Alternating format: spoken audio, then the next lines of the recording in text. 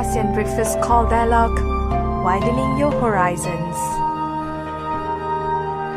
Hey, this is Arlene. Hi, this is Grace. And we are at our ABC Dialogue. Of course, we have more social cultural topics on Anything Can Happen Friday. Exactly, today is Anything Can Happen Friday, and we have a very special guest in our house. As usual, all our guests are special, but this is extra special because his name is Christopher, but don't think that he wants to be called Chris Ling again. He wants to be referred as Christopher Ling, and yes, you guessed it right. He's the artistic director of ThreeSixty. Hi. ThreeSixty. 360. Oh, yes. Okay. Thank you so much for having me. Thank you. So, how are you? I'm fine. Apart from the huge copious amount of phlegm in my throat right now, which I'm hoping will not decide to come up during the course of the interview. Well, in fact, Christopher, you have been playing pretty important role in the theater industry in Malaysia, and then you also have very pretty much impressive milestone. A resume. He was awarded You're in both the. so kind. You were awarded in the Bo Cameronian Arts Award for the Best Direction, Musical Theatre in 2012, and also you also received the Anugerah Seni Negara National Art Award, Young Talent Award for the Theatre Director in 2009. And you are also trained in drama, in the theatre arts in the university in the UK, right? That's right. Yeah. It sounds very scary when you say it, when you list it all like that. Yeah, it is. And But I think that's how much you have achieved so far. And I think you will never get jobless. Like you always. Well, hey, I have this resume. I beg to differ on that one. So what prompted you to start the Theatre 360? Well, I just come out of I was a director in residence at the Kuala Lumpur Performing Arts Centre from 2008 to December 2013 last year. And with the closing of that chapter, for a theatre director, it's very important to have a very clear outlet in which to continue to do my work. And it's actually all marketing and it's all branding. So basically what happened was, as soon as I closed the chapter on KLPAC in December, in January of this year, we pulled together a few partners and we formed Theatre 360. In fact, the joke about Theatre 360 is that it's a new old theatre company. Why is new and old? It's new because we were only our inception was February of this year, but the interesting thing about it is all the partners, the founding partners and the current partners of Theatre 360 are all people who have been involved in the theatre scene, in the local theatre scene for quite some time already. And it was, I guess, high time for us to pull all our disparate, voices in theatre together and form this one theatre company. So I guess in a very simplistic manner, you can say that we are Theatre 360 is the umbrella for the work of all these different. There are actually 5 of us who have founded Theatre 360. Is it based in Kuala Lumpur? It Penang? is. Yes, it is. It's based in KL. Okay. It's based in KL. Although just in this year alone, to the detriment of all my other partners, we have taken work to Singapore as part of the Causeway Exchange Festival. We've also taken work up to Georgetown in Penang as part of the Georgetown Festival as well. So we've been for a new old theatre company, we've been very, very busy. In the last year alone, we've done something within the scope of 15 different productions, of course, of varying sizes. Yeah. Why is called 360? I'm quite curious. Are you Well, into math or it's like, hey, No. Those days of maths I've thrown away a long time ago. It's like those days of Chris Ling, right? They've been thrown away a long time ago. You want to dominate the whole sphere? No. He says with a nice crooked smile. I'm quoting a newspaper article. 360 to us represents the idea of the full circle. And for me, Theatre 360 is very much a second chance at doing what I do, because even way before I worked with KLPAC, I had I formed my own theatre company locally as well in the year 2000. So for me, starting with that theatre company and then going into KLPAC and then coming out of KLPAC and forming my own thing again is very much like a second chance. And, I would love to say that second chances appear everywhere. In fact, I think I don't think it's far-fetched for me to say that second chances are out there for everybody. You just have to go and look for them. Or not, you will have a third and fourth chance. Well, yeah lah. I mean, the hope is that there would be a third and a fourth and a fifth chance. But I think, you see, because there are a lot of people who get stuck with that first chance, right? And they zoom into that first chance. They give everything they've got to that first chance. And once that door closes, they get stunned. They stop. They stay in stasis. They don't do anything. For me, I'm fortunate because Theatre 360 is very much that. It is a second chance to do what I love. I cannot think of myself doing anything else other than theatre directing because I zoomed in to that career or that portion of a career in the arts very, very early on, actually. And you studied drama. That's right. Yeah, theatre arts. I did. Okay. Well, to be specific, at Middlesex University, I did a drama and theatre arts program with a minor in marketing. I see. Yeah. So that's where your business mindset comes in. Well, I have to admit, my other my other partners in the company, Alex Chua and Michelle Yip, they are much more the business mind behind the company. I'm your typical artistic director who goes, okay, let's do this, and even before that is done, okay, let's do this, and even before that's okay, in 2 years time we'll do this, and they are the ones having to hold me back and say, no, Chris, you have to wait, the finances are, it's like this, it's like that, these are the challenges we have, and I have to go, okay, but with every day, with every new group of people I meet. I mean, now coming into your studio, my mind is firing with all kinds of different ideas and different thoughts.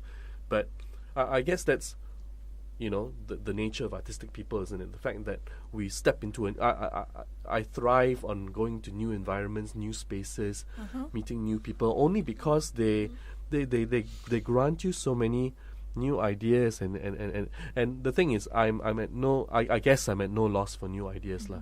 The problem is I think they come too hard and too fast, hence why we've done somewhere in the region of 15 different productions this year, but hey, that's the way it is lah. Yeah. That's a lot. It is. So could you elaborate more about your company, Theatre 360, because who are the co-members in the company? What did you do how exactly? How did you guys come about the company? Okay. Yeah. Well, Theatre 360 has 5 partners. I've already mentioned Alex Chua, who's our financial manager.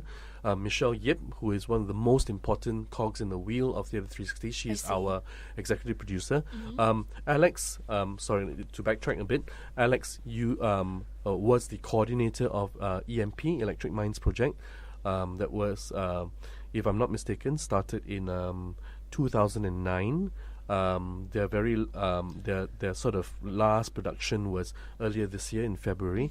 So Alex comes with extensive experience from the UK because that's where he was trained, and back in KL for these last few years. That's Alex. Michelle, on the other hand, was a work colleague of mine from KLPAC.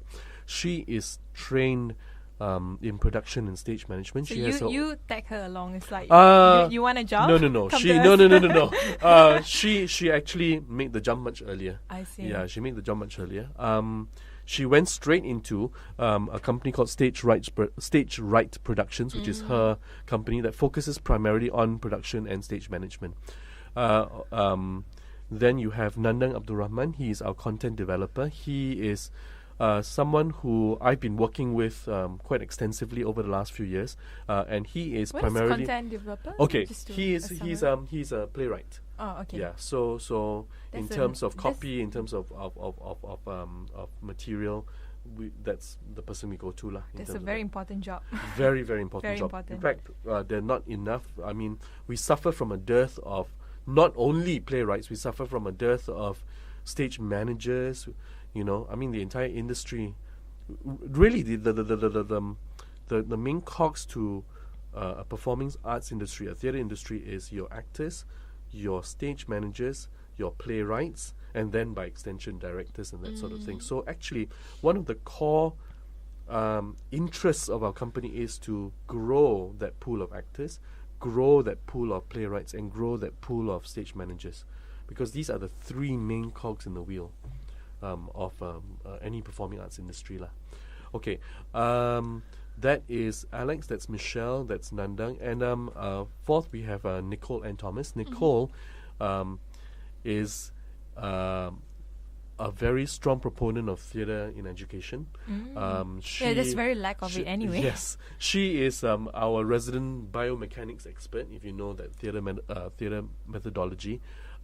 She also sings with many of the local singing groups and that sort of thing. So it's basically the four of them and myself as artistic director. You haven't explained what does artistic director Okay. do. The artistic director basically is to blame for everything that happens with the theatre company from an artistic standpoint. I'm the one who bodo goes to meet people and, you know, gets entranced by their smiles and their new spaces and goes, okay, I want to do this and I want to do that and I want to do this. And then I take all of those ideas back to our partners meetings that we have, and they happily tell me, okay, we can do this because we have money, we can't do this because we don't have money, we can do this, we can do that, we can do this, and we can do that. So So you get disappointed all the time. no, not really. I mean, what happens is I've had a huge, this year especially, starting up Theatre 360, I've had a huge lesson in patience. You know, because you see, I mean, it's in my nature to have tons and tons and tons of new creative ideas, artistic So you ideas. are actually the idea guy within in a Theatre sense, yes. 360. I am in charge and responsible for any artistic output from the company, be it a flyer, be it a program, printed program, be it a 10-minute sketch, be it a full-length show of 3 hours, you know, all of which actually, if you don't mind me saying, that is the blessing of Theatre 360 in the sense that with this theatre company, we've been able to do a whole range of work. Not only stuff that, you know, the big productions, you know, one of those was Angels in America Part 1, Millennium Approaches. That's amazing. Yes. That was in Deepak Black Box. Now that ran for 11 performances. Now that is a full main stage production, right? Yep. You know, all the bells and whistles. All the way down to we did Theatre 360 Labs, which is an education initiative, 10 bite-sized workshops, and it ended up with a one-day, 24-hour site-specific show in our place where we were resident at, Sparky Dog, in Filio Damansara 1. So what happened was all the participants of these different labs all came together, you know, for the period of 24 hours and then just put on a site-specific performance, immersive performance. So that is a quick 24-hour thing, you know, involving we had, I think, about 15 participants or something for that one project. And on the other end of the spectrum, we also did some work. We've been doing a lot of work with Kaki Seni. We've actually been blessed with a lot of support from Kaki Seni and my performing arts agency as well. For the Kaki Seni International Arts Festival, just on in September, a few months ago, we did something called Gobble Up Chow Down, where we literally took over, we Shanghaied excuse me, we Shanghaied a pair of escalators in different locations, and basically we did a 5-minute, you know, love story sort of thing between two actors on this escalator. So in the midst of the public using the escalator, the escalator wasn't shut down for that period of time. It's just our actors just basically Shanghaied it and just did their stuff on it, whilst people using the escalator, you know, Must looking be so weird. sort of, exactly, How you was know, the lots of response stairs. from the audience? Did they a lot know of that it was a performance? Or certainly there was a lot of incredulity. Yes. You know, in the sense that you got something happening right behind you. You know, and the thing is, the wonderful thing about the arts festival is it played for about 4 or 5 days, isn't it? So every single day we had different characters coming out, and on our very last day, we actually had full-scale puppets. You know, operated of course by the actors. And I mean, once you have puppets there, things go berserk. You know, they go crazy. I like the fact that we're able to do this broad range of work in the sense that, you know, I believe in the large main stage show, but I also have a penchant for these sort of site-specific sort of performances, these sort of immersive performances where you go into an environment that is completely transformed. We did a show called Fun at the Funeral, where we literally invited 20 members of audience into a funeral, a memorial sort of dinner sort of thing. So, Is it real or is it acted out? Completely acted out. I mean, a completely fictional sort of situation. But basically, what we had was we had just slots for 20 members of the audience who would come in, sit down with the actors, who would then, you know, take them through this 45-minute Funeral memorial. Funeral memorial sort of dinner. I mean, it was served everything from wine to, you know, and you are introduced to all the different characters who has passed away. What are the circumstances Is it like behind? a Malay funeral, Chinese? No, it was actually a Western funeral lah. I mean, you know, we were talking much earlier about Christopher Lee, so Yeah. you know, if you imagine Dracula appearing, you know, you open a curtain and Dracula comes So you out. put so a it's that sort of Christopher thing. Nolan twist funeral, No. I suppose. Well. The thing about that particular piece was it was catered to a very small audience. It's very intimate. We have the benefit of a lovely space right now at Sparky Dog, which is very, very small. It sits about 30 to 40 audience members. I mean, for me as a director, what drives me really is being able to reduce the barrier between the actors and the audience. So you know? want to have that first-hand experience That's of right. That's feeling, right. A more immediate sort of engagement. not like And as a third person or Yeah.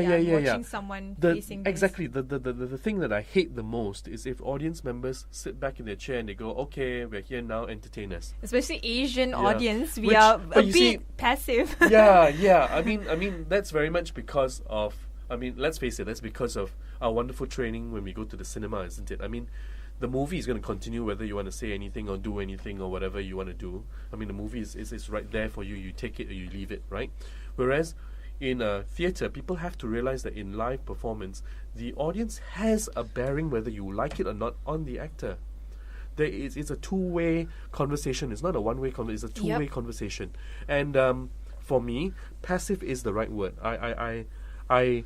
I am very keen on moving an audience from a passive sort of watching engagement to an active engagement.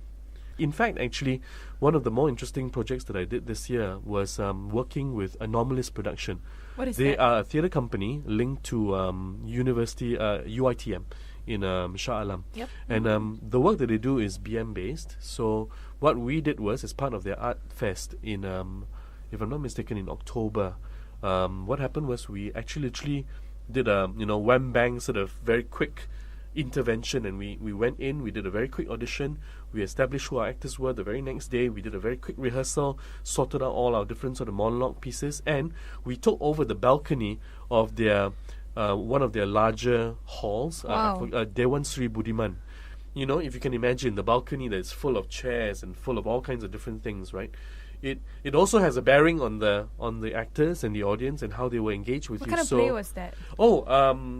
That particular project was called Balcony Stories, and it actually consisted very simply of, if I'm not mistaken, 7 monologues.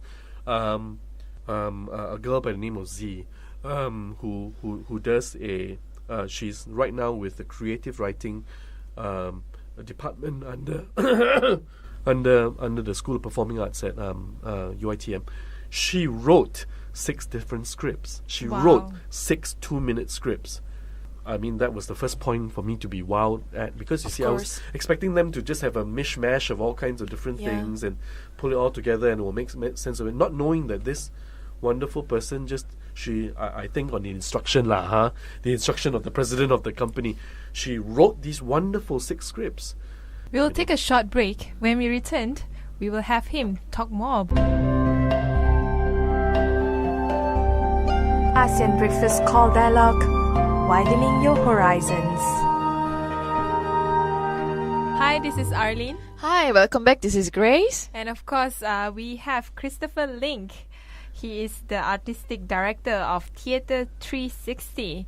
And you talk a lot about Theatre 360 and how you founded it and all that together with your business partners and artistic partners. But why you're so passionate on, you know, the area of theatre and all that? Because it's very rare for any Malaysians to even, you know, think about this as a career path. Or, I mean, some do it. Majority of them, if they ever do it, it's always like a freelance thing or part-time thing. It's never like an industry. Like you're it seems like you're developing an industry out of this really minute industry. It is. I mean, if you talk about the history of performing arts in Malaysia, or if you just want to drill into the English language theatre scene, I mean, the English language theatre scene has been around for a very, very long time. And only in recent years have we actually tried to approach the level of industry. But industry in itself is a very dubious word. A friend of mine was saying that, you know, how can we call ourselves an industry if we are not getting paid for what we do? You don't? Being paid adequately for what we do. You know, if our effort is not remunerated properly. And yes, there is a performing arts industry. You know, it is still at its fledgling level only because of the challenges that we face. But you know, I do. I mean, the one thing that I'm very appreciative of is the fact that, you know, I did have the chance to work for a good amount of time with an institution like the Kuala Lumpur Performing Arts Centre and actually earn a salary for what I do. You know, I mean, that was a really, really awesome experience. It's really rare, is it? For It is any very theatre rare. person to earn a full-time it is salary. very rare. I mean, for you to be a full-time actor, a full-time director, a full-time stage manager, it is very, very difficult, you know. And that's part of the challenge, lah. But why it is this kind of situation is happening, or is it really just in Malaysia or all over the world where people in the arts are not really getting, you know, a real career out of the kind of passion that they want to do? Well, it is quite a well-known saying that if you go into the arts, you know, you shouldn't expect, you know, such a financially lucrative career. I mean, you know, you still have the parents who fortunately or unfortunately still tell their kids to do the more stable careers. Although having said that, there are many more educational opportunities right now for people to go into the arts, especially locally as well. I mean, when I was going into the performing arts many years ago, when I was looking at a proper education in it, there was no local avenue for that. And only when I came back did small little bits and pieces start opening up, and now they're relatively established, you know. But did it took you like a few failures to, in order for you to realize, like, many failures.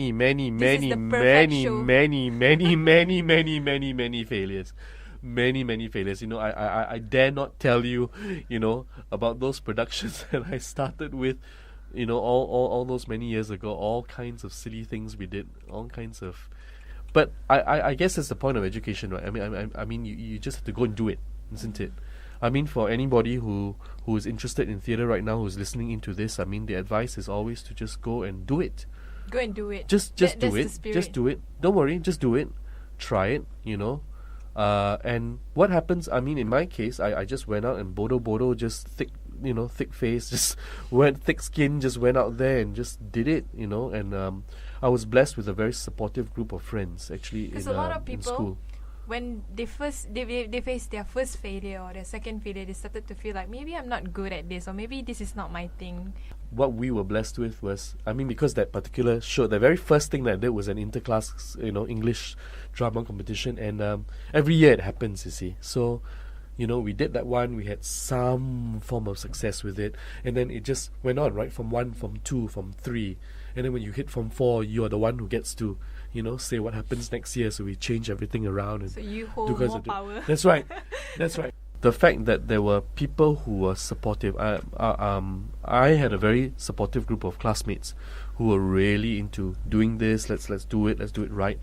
you know, and I had teachers back then, English teachers who really were very supportive. I think with every one of those milestones, of every one of those success/failures, you know, because now when I look back at them, oh gosh, they are the funniest things on the face of the planet. The things we did and the things we thought we could get away with, gosh, terrible. But with every one of those, shows and productions that we did, there was always some form of success, I guess, or some sort. Maybe if it's not success, maybe it's fulfillment, you know, real fulfillment. Fulfillment of, I mean, for me as a director, fulfillment of being able to see my vision appear on stage. You know? Who do you look up to when in theatre, like okay, locally and also internationally? Okay. Well, internationally, it's a director called, his name is Declan Donnellan. Along with his partner Nick Omerod, they run a theatre company called Cheek by Jowl. And Cheek by Jowl has a very visceral, it's got a very dynamic, a very ensemble style of performance. And I was exposed to his work when I was in the UK. In fact, actually, it is his production of Angels in America when it premiered at the Royal National Theatre, directed by Declan Donnellan and designed by Nick Omerod. I really bought into his ideas of ensemble work. And for me, there's nothing more thrilling than the magic of theatre, you know, how a person can walk into a theatre and all you see there is a blank canvas, right? You just see an actor or you see an ensemble of actors. And then what happens is, through the course of the play, they whip out props, they whip out set appears out of nowhere, and, you know, music and sound effects and all kinds of things appear. And you put on this wonderful show. You, as a member of the audience, are entranced by it. 2 hours, 3 hours, 40 minutes, whatever the time is. And then right at the end, what happens is we go right back to where we started, which is just that one actor on stage, or that ensemble of actors on stage. You know? So out of nothing comes everything and then becomes nothing back. That's right. And that is a very I'm always intrigued by the idea that, you know, what happens is at the top of the show you are presented with an ensemble of actors, right? So when you see when the actors first introduce themselves to you, they introduce themselves to you as a company of actors. But what happens is, through the course of the production, they become all these different characters that you start to love and hate and want to cry with and want to laugh at or laugh along with.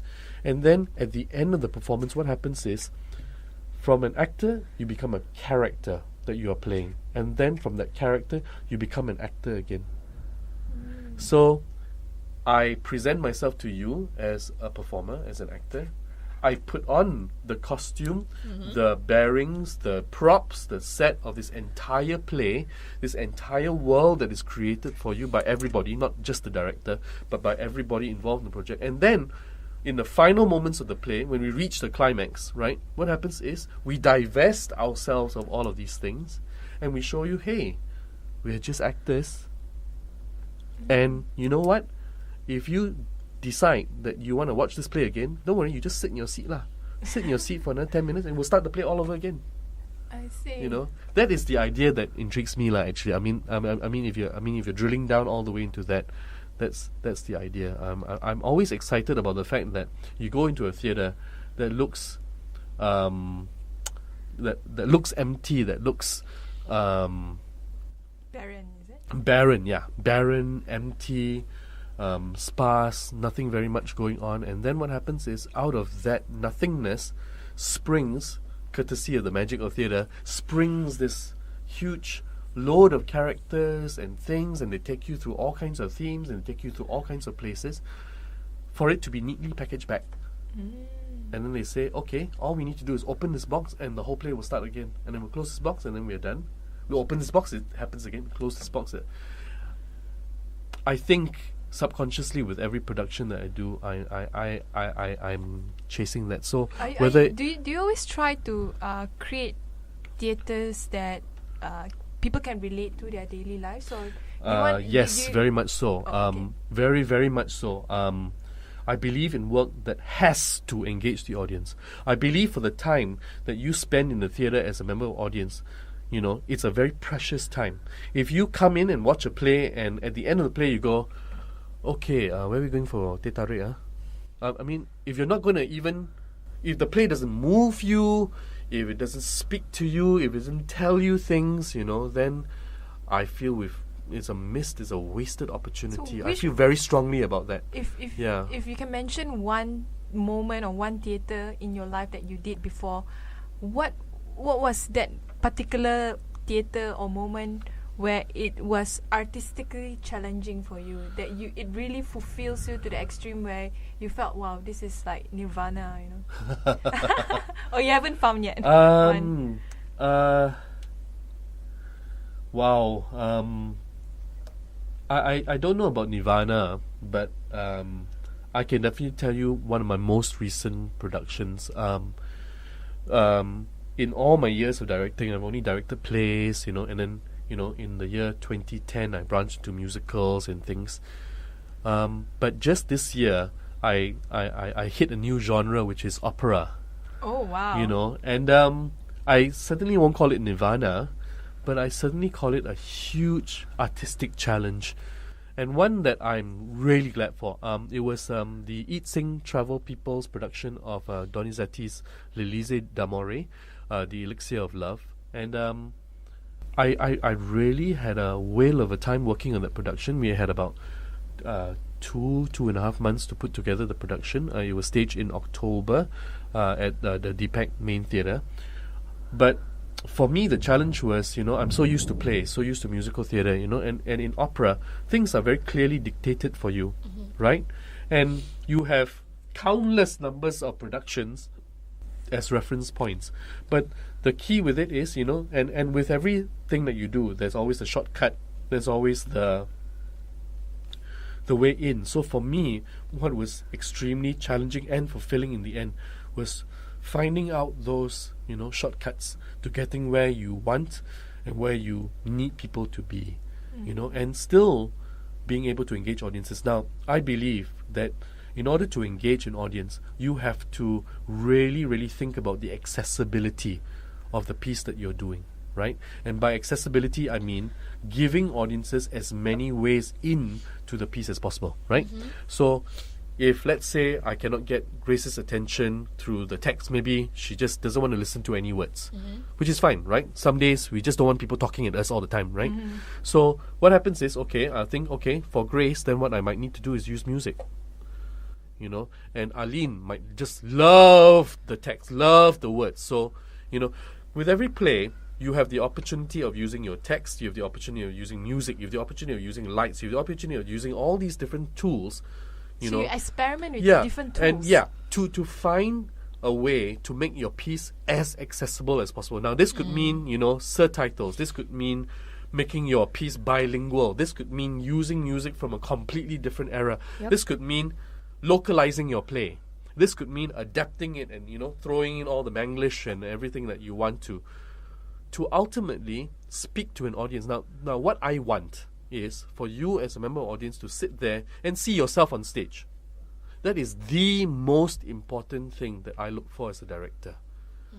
If you don't see yourself on stage, then something is wrong. We are not speaking to you.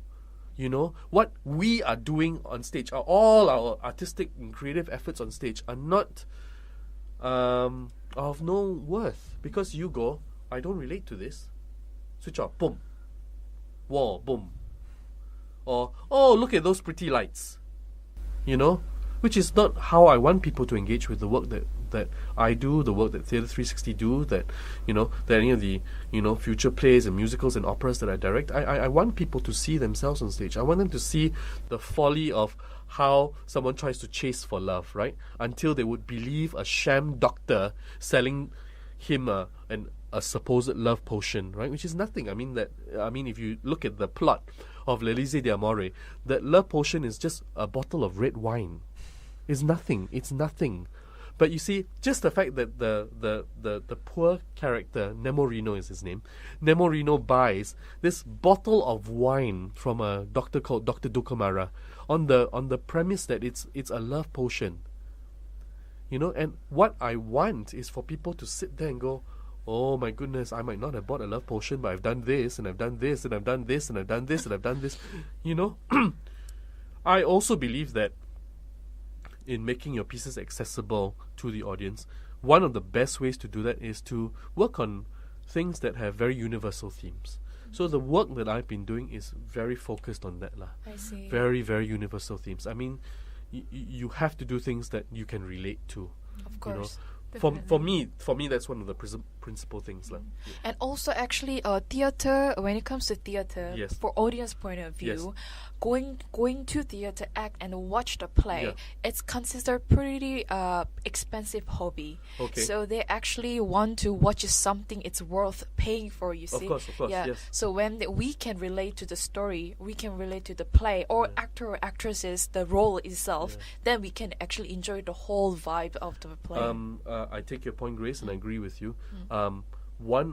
Just as a sideline, one of the objectives of Theatre 360 is to, because of the style of work that we do, because we can do a broad cross-section of work, right? I mean, that's the wonderful opportunity that's been given to us by this new company. We also want to ensure that the work we do is affordable.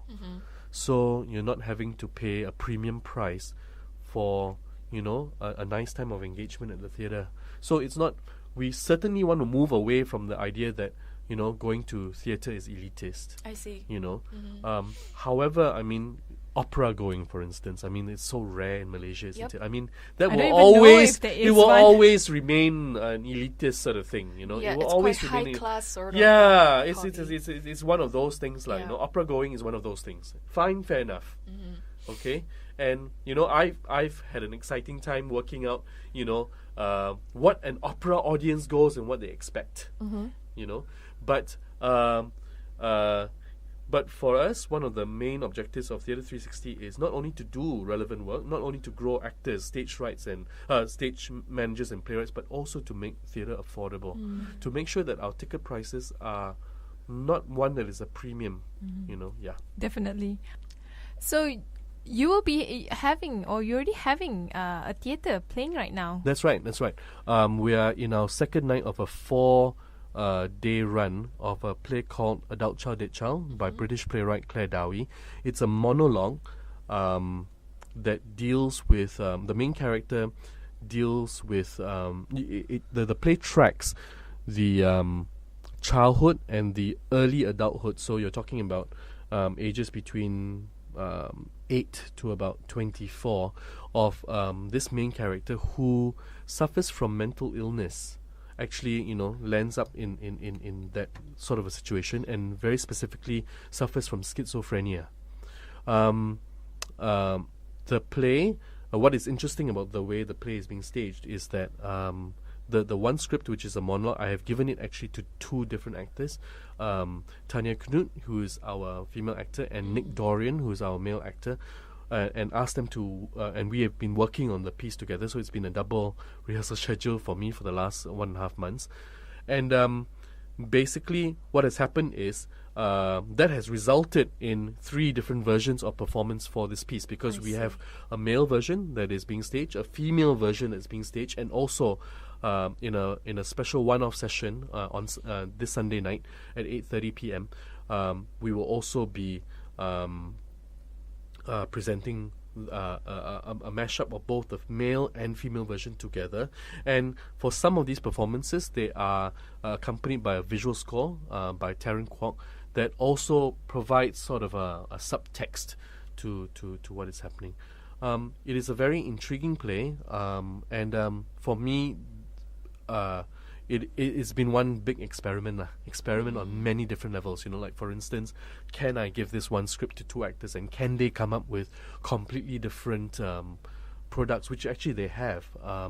If you don't mind me saying so, one of our actors has gone down a very actor route, a very conventional route, in the sense that all the characters are reenacted, all the situations are reenacted for you, whereas you have another actor who is doing the play from a very storyteller standpoint, which might therefore result in a more raw retelling of the story, a more direct telling of the story without the frills of performance, that sort of thing. So really, the next phase of the experiment for us is being able to see what audiences will respond to, because now they get to pick don't they? They get to pick either an actor version or a storyteller version in which they respond to. So that's an active engagement. That's right. Now, the active engagement actually comes in a lot more with the mashup performance, because you see, on that one special one-off performance, you have the male version going, you have the female version going, and you have the visual score. So you literally, as a member of the audience, I don't think you can take all three at the same time. You know, I think you're going to have to say, I prefer to listen to Nick, or I prefer to listen to Tanya, or I prefer to shut them both out and just look at the That's projection and that amazing. sort of thing. So if people are interested in this kind of like active engagement in yes, theatre, and I'm yeah. sure there will be a lot of Yes. people interested in this, how can they get more information about this? Well, the easiest thing to do is actually to go to our Facebook page. You can find it at www.facebook.com/Theatre360 Malaysia, or you can go to this URL, is.gd/adultchilddidchildkl, and that will take you directly to our Facebook event page, which has all details about ticketing information and the full performance schedule. Unfortunately, we are at the end of our show, and thank you very much for sharing your views with us. And hopefully, you know, Theatre 360 can move the industry forward. And definitely G and ASEAN supports all this performing arts in Malaysia, of course, including Theatre 360. Thank you.